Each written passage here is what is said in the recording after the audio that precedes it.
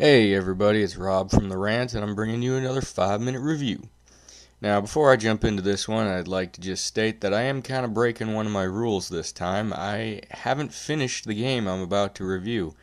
Mostly, it's an RPG and it's a long game, and I just haven't had the time to really just dig in and go for gold. So, we'll call this like part 1, and I'll do another review later when I actually finish the game and I have perspective. So, that being said, I'm reviewing Dragon Quest Heroes.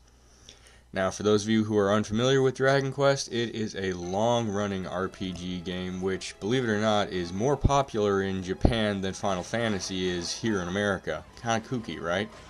I mean, let's face it, there isn't anybody that you can ask, like, hey, have you ever heard of Final Fantasy? And they'll be like, Final Fantasy? Fuck yeah, I've heard of Final Fantasy. You know, that's how it is. So, anyways, let's get into it.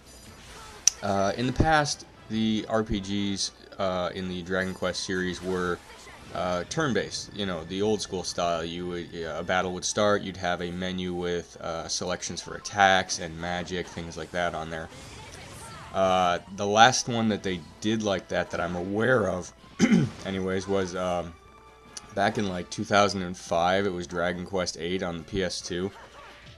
Unfortunately, I didn't get to play any of the others in between there because the series kind of migrated to only the Nintendo handhelds for a long time. This is the first one that's been back on a major console in a long time.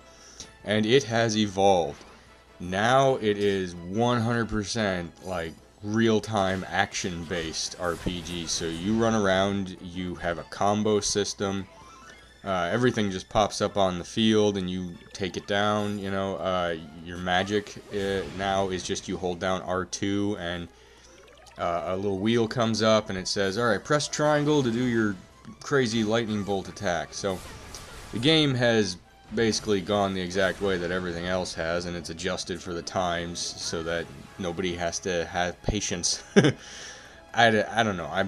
I miss the turn-based, but it's still a pretty solid system. It works pretty fluidly. The combos are not real complicated. In fact, they're pretty much the same for every character. So regardless of which one you've taken control of at the moment, which, FYI, you can do that. At any time, if you want to switch party members, you just hit your L2 and you'll see a little cursor jump from whatever character you were on to whatever character is next in line.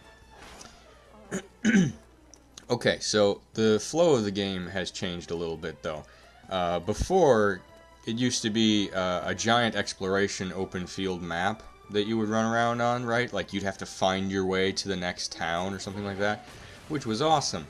Now it's not that way. I'm not entirely sure why they did it this way, but now you kind of have a map, and you bring up the map, and you use your flying ship to go from point to point on the map. There's like no real exploration, which bums me out, and I'm kind of taking points off for that, because I really enjoyed that part of the last game.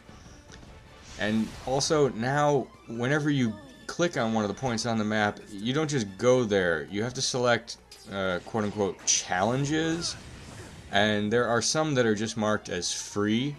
The ones that are marked as free, they never end. You just get dropped on the map, and you fight an endless amount of monsters. Like, they just keep respawning, and you keep fighting them. So, I mean, it's, you know, for experience gathering purposes, that's pretty awesome, I guess, that's in there, but I don't know. The game, visually, is exactly how it's always been. It's the character designs of Akira Toriyama. If you're unfamiliar with him, he did the Dragon Ball characters, so everybody's kind of got a little bit of a big head, really big eyes, and everybody looks really friendly. Like, even the bad guy kind of looks like you'd approach him on the street and be like, hey man, you got the time? So, yeah. I'm not entirely sure why his artwork's always that way, but it is. Alright, overall, the game is not bad. It's still very fun, and I'm still getting my money's worth out of it.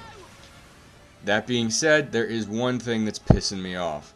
It has online features, and even though I turn them off, every time I load my file it says, hey, do you want to turn on the online features? That shit annoys the crap out of me. Anybody that played Lightning Returns, Final Fantasy 13, gets what I'm saying, because every time you loaded that damn game too, it was like, hey, you want to sync your account to Facebook so everybody knows what you're doing? Alright, I've kind of babbled away most of the time here, but we'll just cut it short and say this. The game is pretty solid. I'm giving it a 4 out of 5 as my initial review. Now, this is an initial review, so I will be doing another one later on down the road. So, for my first like 20 hours of gameplay, 4 out of 5. I'm Rob. This has been a 5-minute review. And don't forget to check out the rest of the stuff on our channel. We have Versus, brought to you by Josh. We have our normal podcast, The Rant. And we do live gameplay streams every Saturday and occasionally during the week. In fact, we're going to launch one later today at 2 p.m., so check it out. Thanks for listening, guys.